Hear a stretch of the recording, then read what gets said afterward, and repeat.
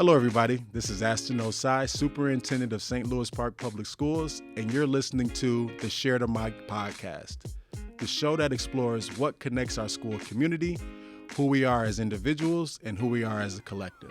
Through conversations with students, staff, and community members, we'll talk about what brings us joy, our hopes and dreams, and our connection to our strategic plan for racial equity transformation.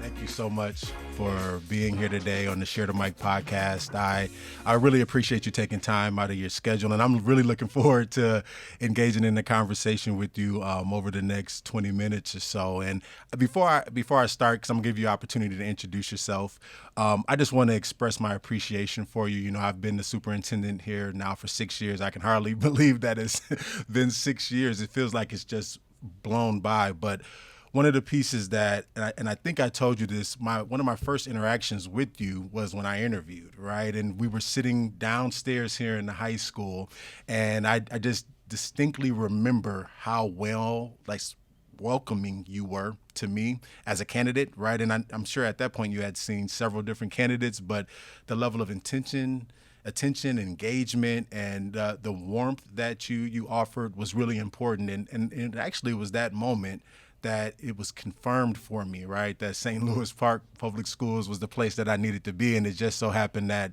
the board felt that way also. So thank you for that. And I've shared with you often that I believe that the relationship between the Park Association of Teachers and St. Louis Park Public Schools is uncommon. I've worked in several different school districts across the metro area, and I've never had an experience like the one I have here. And I just want to thank you and the other members of the executive team of the Park Association of Teachers, because that doesn't happen by accident, right? That's very intentional.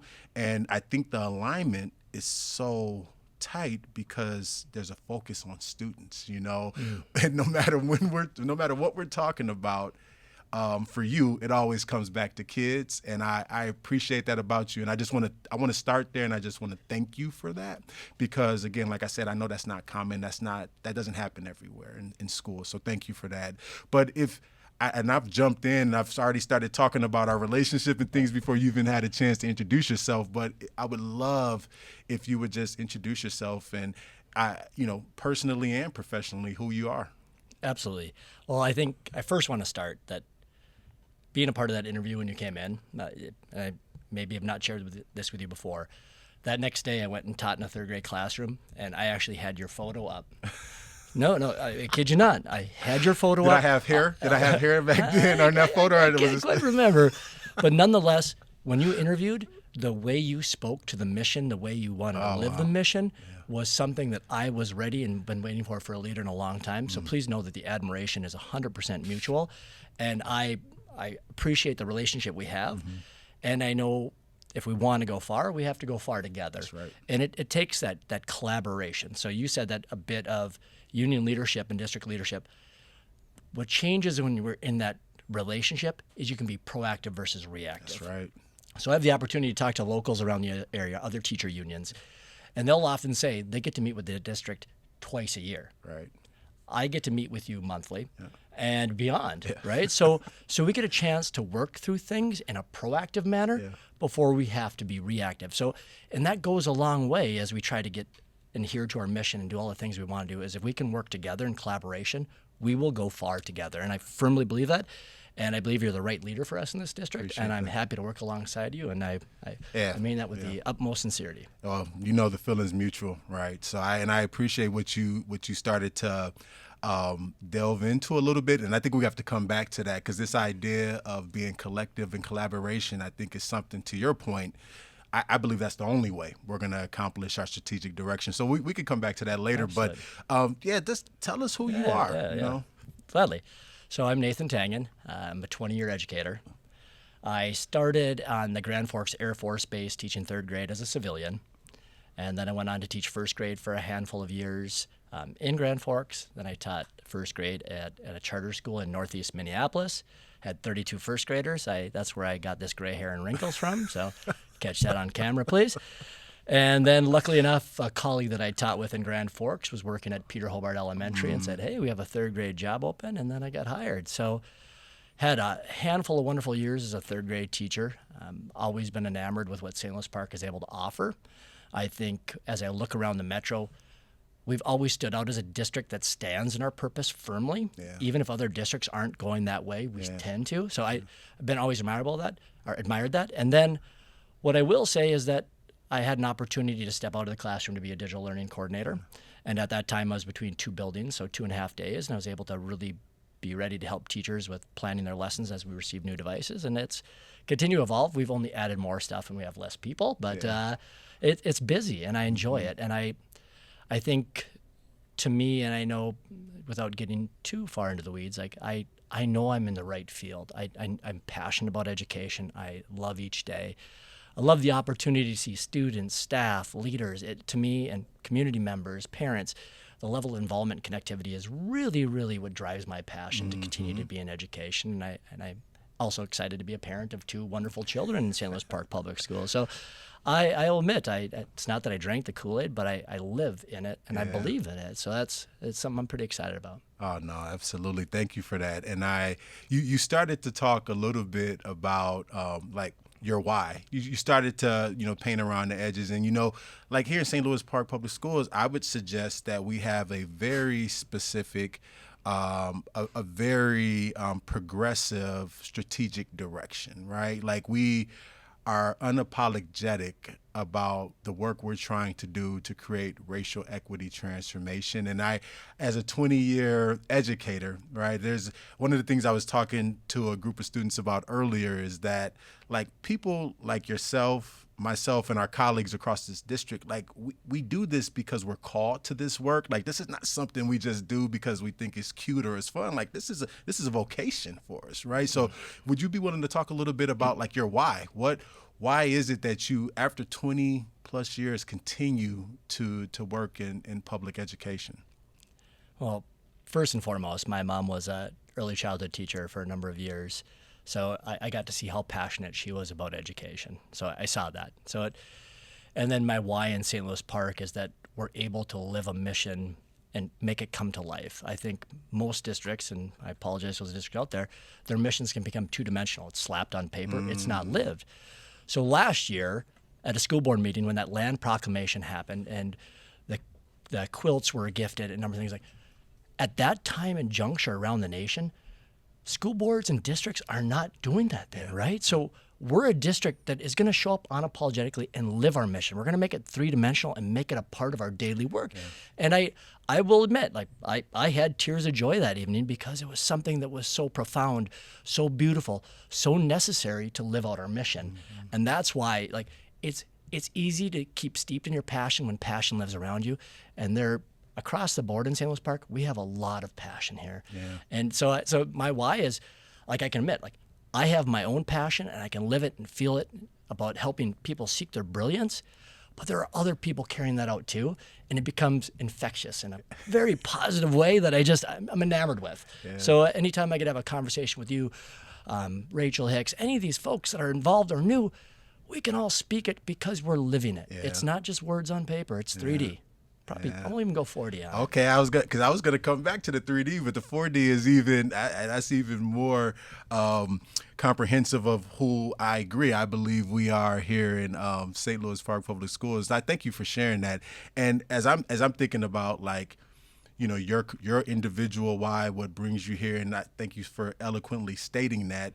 You talked a little bit earlier about the importance of us being collaborative, working together. I think your words were, to go far, you have to go together.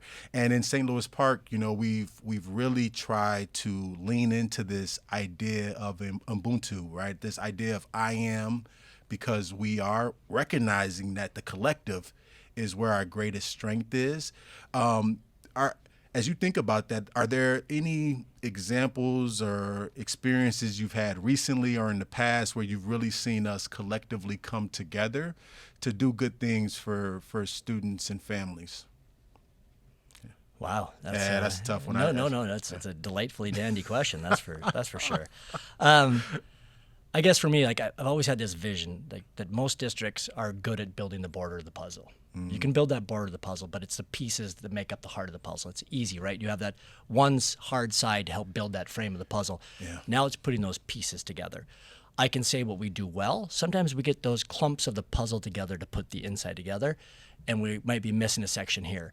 So I think what I see going well is we still have pockets of excellent. We still have pockets where this is exhibited. But how does it look to make sure that we get that puzzle all together? Yeah. It's really easy to live. I mean, you can get that frame of the puzzle done. You could walk away, but that's not going to give you the whole picture. Yeah. So my biggest thing is like, what does it look to really bring that together? When we say that we want to help every learner live their brilliance, how do we extend that to everybody within our ecosystem to make sure that families are able to see their brilliance? The students are able to see their brilliance, teachers, leaders, everybody within this St. Louis Park ecosystem is seeing that. That's where, I think about my why is how do we truly create that level of I am because we are? Yeah. You have to start with who you are to identify and to step into that way, but what does it look like to walk in step together? Doesn't mean we can have different perspectives within that, but let's begin to put that whole puzzle together. And when we do, we'll have brilliance. Oh, yeah. So I can even speak to my experience where I had an opportunity to say Senora Milian at Park Spanish Immersion and Senor Gamero, the kindergarten teacher for Alexander, my son, and the 5th grade teacher for Harper. Yeah. And they had a parent information night. And their brief little moment to share who they were and share their brilliance with me gave me the utmost confidence. They threw a bunch of pieces within the inside of my puzzle. I had the border. Yeah. I know what school's like. I can figure it out. I've lived it, right? So now it was a matter of I got to know them a little bit, and then it created that connection. So those are the moments. I saw their brilliance. I felt it. Now how do we continue to foster and build upon that, right? Because it's easy. Our work is hard. That's right. I mean, I could fully commit to just working on how we see each other's brilliance, but what does it look like to encounter and encompass everybody in that? What do we do? What am I doing to help somebody else pick up their brilliance? Wow. So that's kind of what stirs up on me, and I know it's no. I appreciate that because you're saying something that is really getting me excited because I think you're speaking truth and you're making a very important statement around this idea of brilliance, because in St. Louis Park Public Schools, in our mission, we talk about seeing the brilliance in each student. But where you're taking us around this puzzle analogy, which I think is awesome, is that you're maybe asking a question or making a very pointed statement that can an individual or an adult in the school system see the brilliance in a child if they can't see the brilliance in themselves, right? And like your why or what drives you is finding ways to ensure that the adults in this organization see their brilliance, right? Creating space and pathways for them to do that on a daily basis. So no, that makes all of the sense in the world, and I think I agree with you. I'm not sure that we can accomplish our mission if our colleagues don't understand the brilliance that they bring to the table every single day. And I'm just thankful to be able to work in a place where we have so many brilliant educators, So that's a beautiful thing. And that's actually one of the things that brings me joy to know that when I'm coming to work here in St. Louis Park Public Schools every single day, that I get to work with extremely brilliant educators, right, that care deeply about our students and our families. So this idea of joy is something that I'm hoping that all of our colleagues are like encompassing, holding on to, because as you described, the work that we do is hard. But I think the work that we do is so necessary to the overall success of our democracy. I don't see our country truly humanizing every single person if public schools don't play a role in producing students that have the capacity, the compassion, the understanding to do that, right? So, like, what are some of the things that bring you joy as you think about your work here in St. Louis Park Public Schools? Well, I get the opportunity each day to drop my children off at Park Spanish Immersion, and I love to walk into the school building and just see students learning. There's just a beautiful nature to the buzz that happens in a school. So what brings me joy is walking past and seeing smiles on teachers' face, students' face. Seeing learning take place is something that I fall in love with every day. Yeah. And so that brings me joy. And just being around amazing colleagues that are willing to stand firm in their purpose and make sure they're doing best by the students. But I'll go back to a little part though, is like when you ask a question about what brings joy is, what are we doing if we're trying to foster that brilliance? What are we doing to help people be invited or take the time to name their joy themselves, right?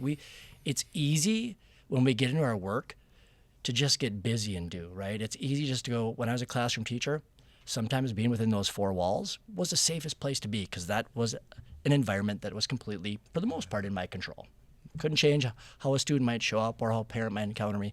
But to me, that's really the piece. Like, what do we do to pause? Like, because we're all running at such a feverish pace. There's always more to do. Yeah. So I don't know how to ever change that. Yeah. But if that, when I'm able to have the opportunity and really sit with joy with somebody, is when they're able to sit in reflection and talk about what's going well and lean into some of that and have that conversation.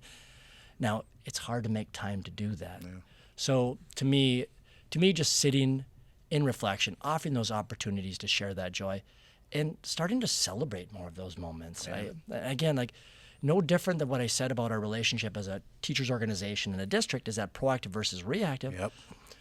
Rather than share when something happens that potentially is negative or problematic, where are we on the celebration side? Yep. Where are we celebrating all the hard work that each and every single individual is doing in this district each day, right? Like, for example, we'll just even take the division that I work with, tech department a little bit. Yep. All the work that they put in all summer to make sure that things are in place and ready to rock and roll is amazing, right? Because as a school district, you have to shut it off for 3 months. That's right. Now you got to toggle all those switches back on, and it's got to work. Our wonderfully talented custodians that make sure our buildings are safe and secure and ready for all of our students to have a safe, comfortable, and warm learning environment. Our teachers that are doing everything they can to meet the need of each and every single learner. Yeah. Our leaders that are trying to make sure that they're able to create that space for teachers to do what they need to do. I see it everywhere, but again, it's how do we create those intentional pauses? How do we create those moments to celebrate joy, to honor all the work that's being done, and not get stuck in the momentum of we got to go forward till June. Oh, wow. No, that I feel like you're coaching me right now, because I know for me that is generally, that's the life I live. I never stop and, take a moment to just celebrate. I'm always thinking about what's next, and I think that's just a part of who we are as educators. But the piece that's really resonating for me with what you're saying is that I think not only would that positively impact the daily lived experience for the adults here in St. Louis Park if we just stopped and just celebrated every once in a while, I think it would impact our community, because there are so many stories that, because we're always moving forward, that we're not sharing with our community. And we're like, I would suggest that there are so many positive things that are happening here on a daily basis that our community knows nothing about. And like, how would that impact the joy of our community as well, if we could somehow bring them closer to the amazing things that are happening on a daily basis? So no, I appreciate that. And I think there's something to that. And I know as part of our strategic plan, our priority work is around really improving. One of our priority work areas is around improving our internal communication loops and making sure that members of our school community understand the things that are happening, right? Not only having knowledge about it, but having the ability to advocate for things that are positively happening.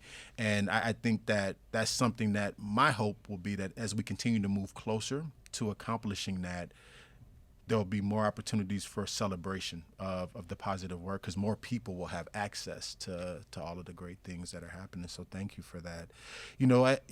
As you were talking about what brings you joy, you talked about just the impact on students and student learning. And I know that you wear multiple hats here at St. Louis Park Public Schools. And not only are you the president for the Park Association of Teachers, but you work every single day to ensure that students are learning, but that they have a multiple pathway to learning things through digital technology integration, right? And a question that I have for you is, like, how do you see post-pandemic how we can utilize, and because and thank you to our community for just passing the Capital Technology Levy. If we have a sound audio applause, let's please thank our community for that, because we our community continually shows up for our schools, either it be operating levies, capital levies, bond referendums, right? We just recently passed a $136 million bond referendum at like over 70%. Where does that happen, right? That just doesn't happen anywhere here in Minnesota or the country for that matter. So we know that our community supports us, but back to the question, I'm sorry, I got excited about thinking about just how supportive of a community that we're in. But back to the question, post-pandemic, we know that technology is a way to enhance the students' learning experience. And as you on a daily basis work with staff throughout the district, like how are you seeing our community's investment showing up in learning for children? Right. Well, so first and foremost, digital tools are a vehicle to enhance and assist learning, right? So one of the ways that I think, and again, part of it is we get a lot of tools and a lot of things change. So the one thing I'll say in my role is just keeping up with the technical side of things has taken over a little more than the adaptive part to help teachers move beyond just substituting or augmentation. So I'll use that. There's a model called the SAMR model that's substitution, augmentation, modification, and redefinition, right? So, and you can be anywhere. Substitution is a perfect place to start. When you get to redefining, that's when you're changing your practice to really enhance and get it learning. So I look at a number of things that we can do with digital tools. And I can say this because I wear it on my heart, that when I was a third grade teacher, I would do a math test. So I would do my math test. My wonderful 27 learners would take that math test. Sadly, that test sometimes would sit on the back of my counter for 7 days, right?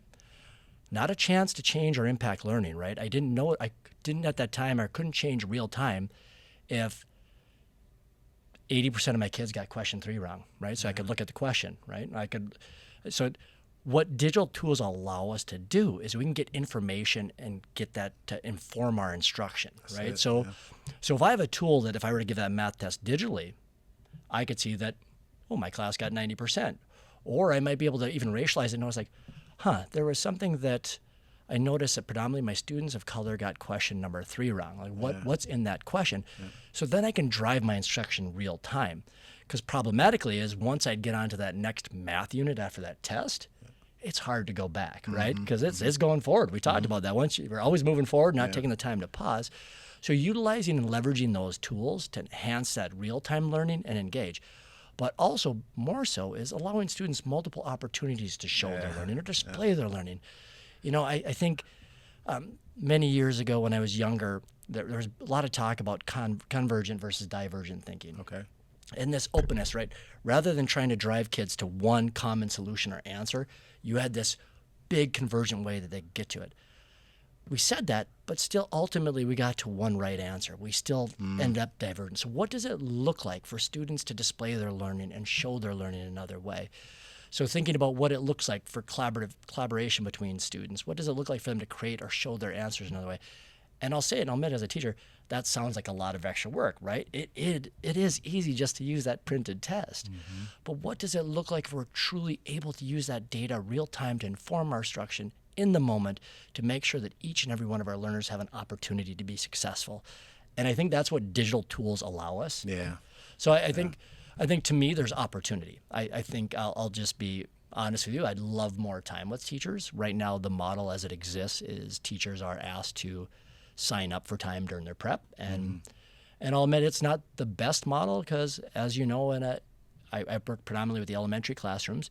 When you have 4 teachers and you're going to be meeting together, one teacher might have just had an incident they're trying to deal with. Correct. Like there's just so many factors when you have a group of 4 together to try create that positive transfer of learning. So I would love a greater opportunity to look at how our work can be adaptive to get to that digital, to make sure that our students are able to show their brilliance in multiple ways and leverage all these wonderful tools that the awesome St. Louis Park community has afforded us to have. Because I love it, right? We have it. Now it's a chance to build into it and move beyond. And I think we have all the people in all the right places with all the right intent to make that happen. That's right. We just got to try to figure out a way to reflect on that and figure out a way to afford some of that time to make sure that we can help transfer of learning with that new tool to happen upon them. Now, you brought up distance learning. Yeah. That forced upon us. Yes. It did force upon us negatively an opportunity for teachers to see what that looks like to engage with digital learning. So there was a lot of self-learning that happened during that time. And I can also say that when we came back, it was pretty easy to say, like, whoa, that was hard because it was associated with the pandemic. So it was hard to jump back in it. I think we're there. Everybody's eager, everybody's willing, everybody's ready. It's just trying to carve out and create that time and space. That's it. Yeah, no, I appreciate that. And I can't even believe it. I'm like, oh my goodness, I can't believe we're already out of time. I'm like, where did the time go, right? So I'm sure I'm going to have you back here in the near future because there's so many other things that I wanted to talk about. But, one of the ways that we close, really the way that we close the podcast each time is just really like creating a mic drop opportunity, right? So it's just really an opportunity for any final thoughts. And I guess what I would just like to share as my final thought is just the overwhelming appreciation that I have for your leadership. As I started our time together today, your leadership is uncommon. And I continue to use that word because I can't find a different word to describe the way that you lead as a union president with such a focus on students and student achievement. And I just want to express my appreciation for that. And I'm excited about our opportunity as we continue to work together on behalf of our students and families. So thank you for that. And if there was anything that you wanted to share, feel free to do so. Oh, so the mic is open. All right, look out, folks. Buckle up. Welcome to the Information Superhighway. No speed limit, no seatbelt required. So as with regard to mic drop, I guess to me, Astein, I'm so appreciative of your leadership.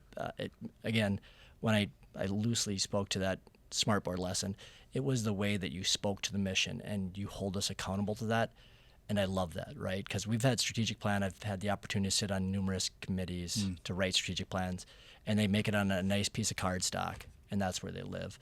So for me, the biggest thing is I'm impressed by so many things that you do in your leadership. I'm impressed daily by all the work that I see teachers do in our district. Yes. I'm impressed by everybody within this ecosystem. I'm impressed with our community support. I for some reason, this district is an anomaly in every positive way. So I could not be more thankful, and I'm happy to be a guest, and I'm happy to talk with you anytime. Oh, I love it. Well, that was a beautiful way to close out. So thank you for your time, and we'll have to get you back up here soon. Yeah. Thank you all. Thank you. This has been Share the Mic. I'm Astein Osei, Superintendent of St. Louis Park Public Schools.